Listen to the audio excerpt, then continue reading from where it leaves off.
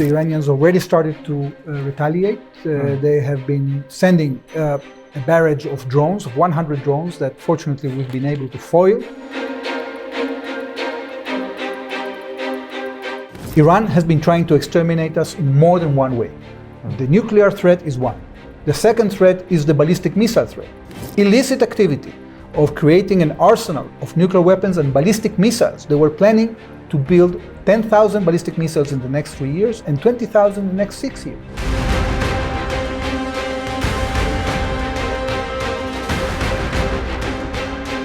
But we have been preparing for this for years. In order to execute our plan of defense, so far it is working. I hope that we will achieve all the goals, that the Iranian threat will be neutralized.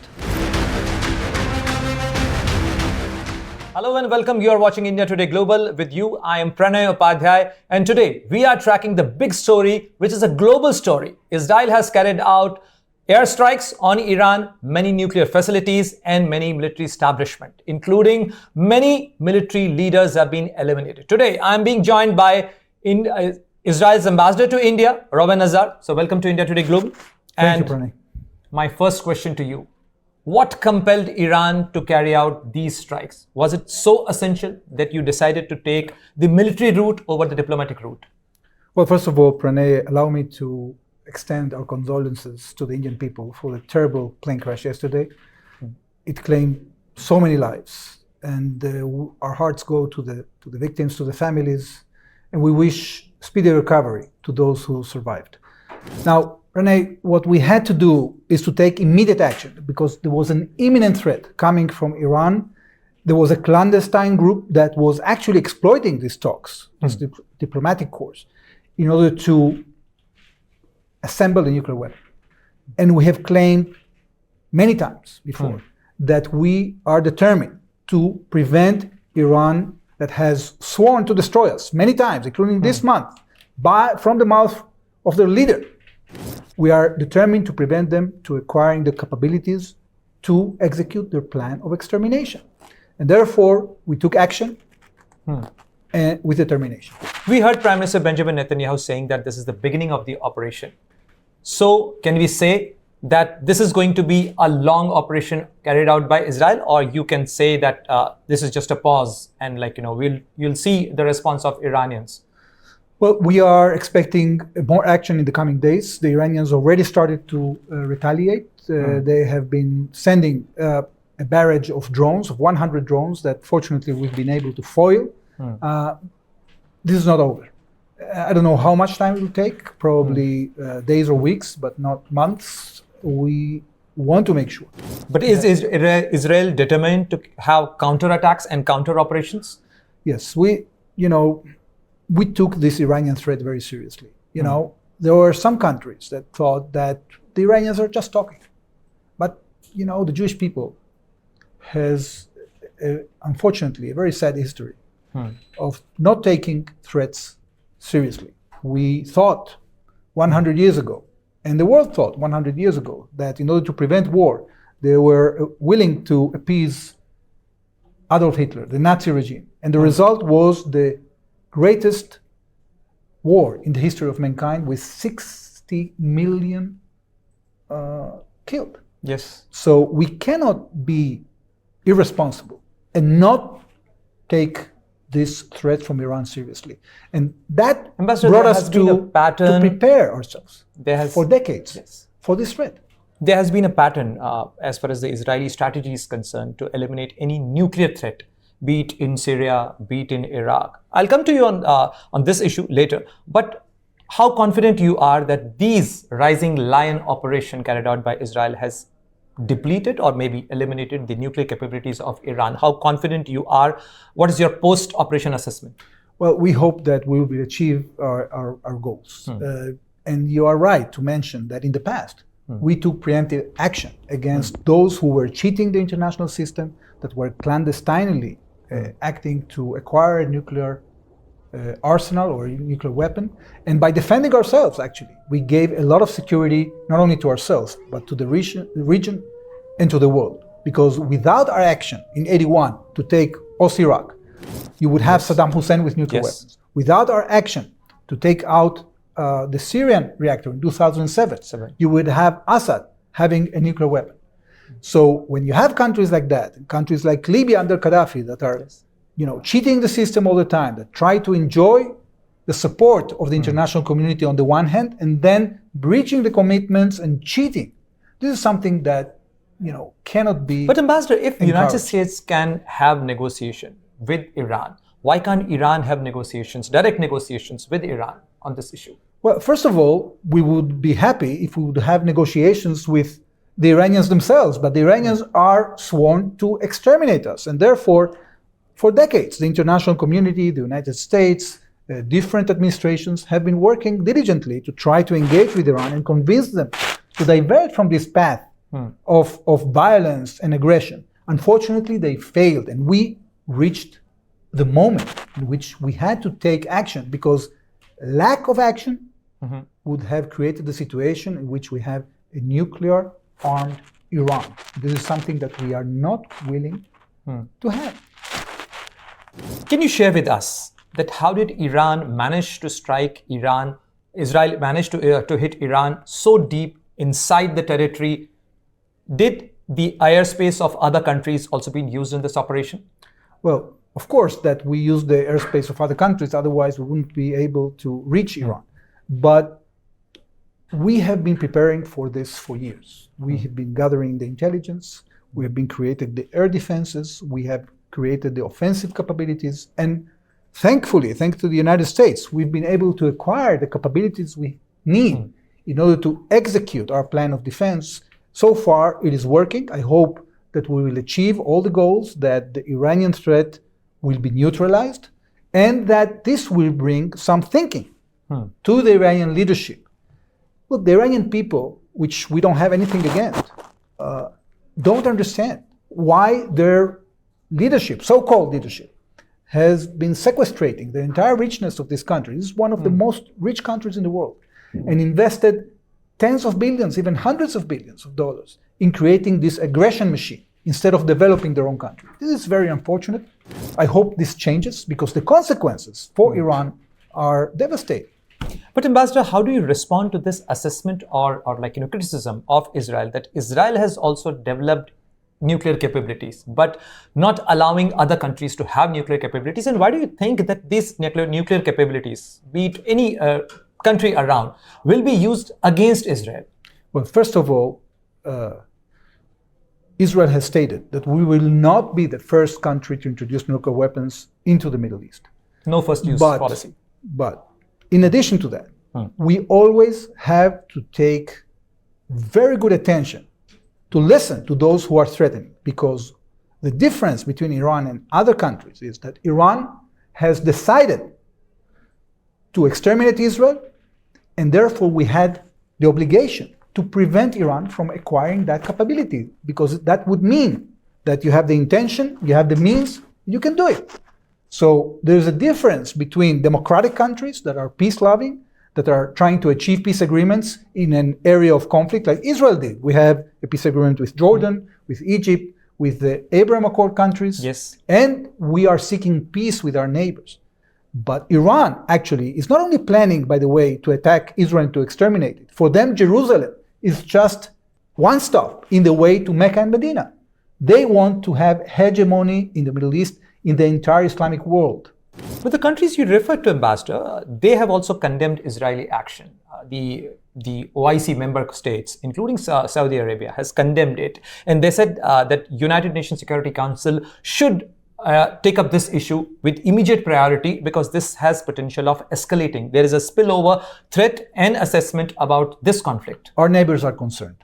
Yes. Because they do not possess the capability to defend themselves like Israel does. And therefore, they would like Iran to go ahead with the diplomatic course. But Iran is refusing.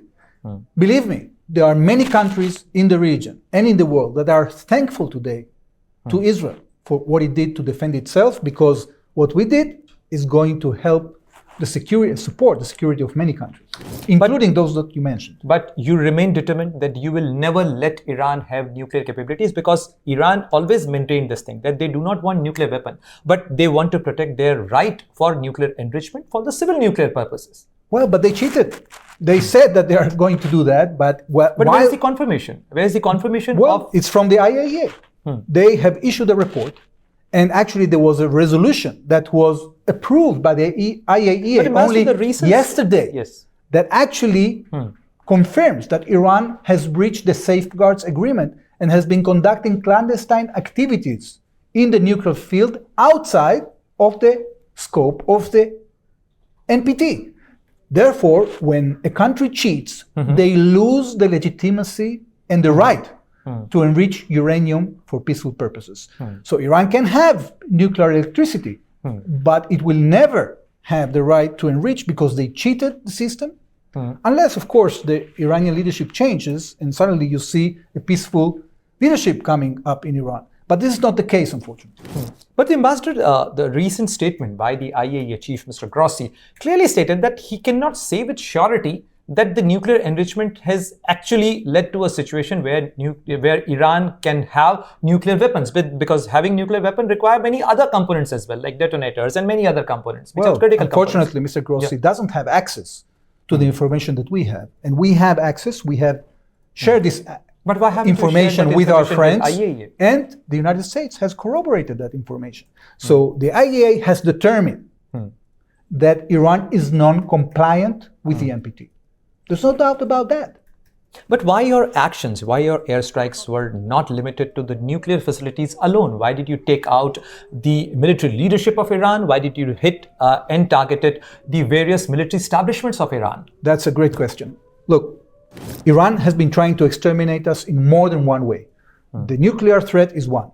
The second threat is the ballistic missile threat. There have been all these people that we have eliminated. They were in charge of this criminal activity, illicit activity of creating an arsenal of nuclear weapons and ballistic missiles. They were planning to build 10,000 ballistic missiles in the next 3 years and 20,000 in the next 6 years. What that means for a state as small as Israel, that is no bigger than half of Ariana or the same size as Mizoram, is devastating.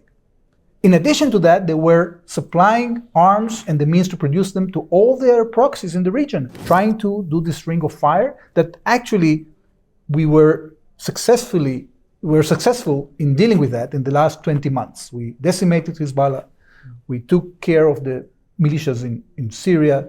We've been decimating Hamas. So this multiple track extermination attempt is being now neutralized by us. You mentioned about Houthis, you mentioned about Hamas, you mentioned about Hezbollah. Multiple fronts Israel has been engaging into operations. Many people thought that Israel is overstretched into military operation.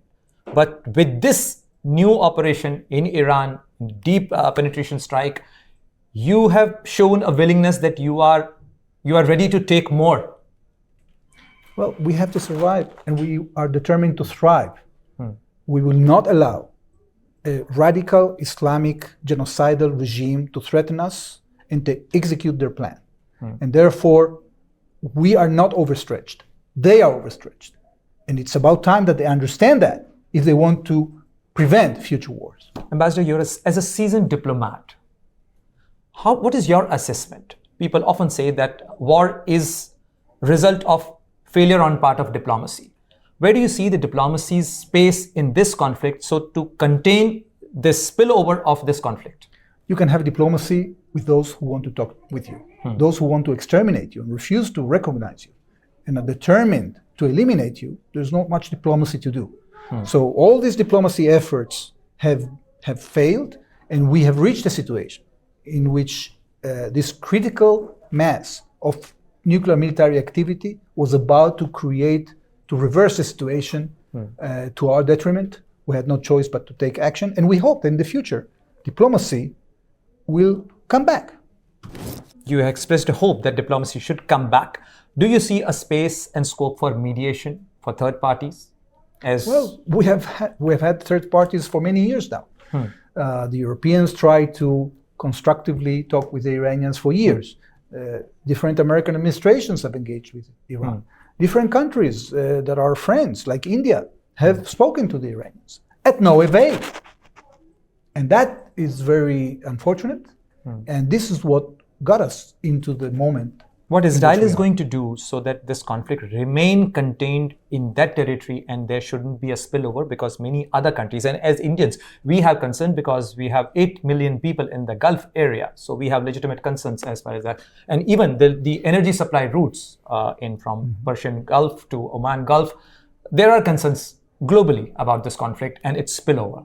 What Israel is going to do so that this conflict remain contained and limited? Well, we are only targeting military targets, and the Iranians will have to assess their situation. If they decide to expand this conflict and attack other countries, they will have to bear the consequences. And I don't think that consequences are going to work for them. A last question to you, Ambassador. Are you in a position to say that these operations are going to continue until the situation, you have to say that until at what position, what Israel wanted to achieve with these operations, and what is the ultimate objective of Operation Rising Lion? The object is to neutralize the attempt of Iran to acquire nuclear weapons. Can it go further? Because you have taken out the leadership of, you have clearly targeted the military leadership of Iran. So can it go further? Because people are thinking that way, that you are in an operation where you can end up eliminating the senior leadership of Iran, and this can have further escalation of the conflict. Well, we are determined to achieve our goal, and we don't have any aspirations beyond that. A last message as far as the audience and also those who are watching this conflict on part of Israel, what message you want to give to the world as far as this operation is concerned? We want the world to support us. We know that we deserve the support, because nobody should be threatened with annihilation in the same way that Iran is threatening the state of Israel. This is completely just move, and we are determined to achieve our goal. And we know that we are together in this. We know that the world can be safer and we can enjoy peace when these rogue players stop creating these threats against us. A very last thing before I let you leave, that are you confident that you will be able to defend Israel and Israeli people if the conflict escalates and if there is a retribution or retaliation from Iran, any possible retaliation from Iran? Yes, and that's why we have taken this action, because we were sure, first of all, that we can safeguard the safety of our citizens. We've been instructing them, we've been advising them, we told them to stay near shelters at this time, and we are confident that we are capable of defending our people. Thank you very much for your time, Ambassador, and we hope that peace should prevail and the conflict doesn't escalate further.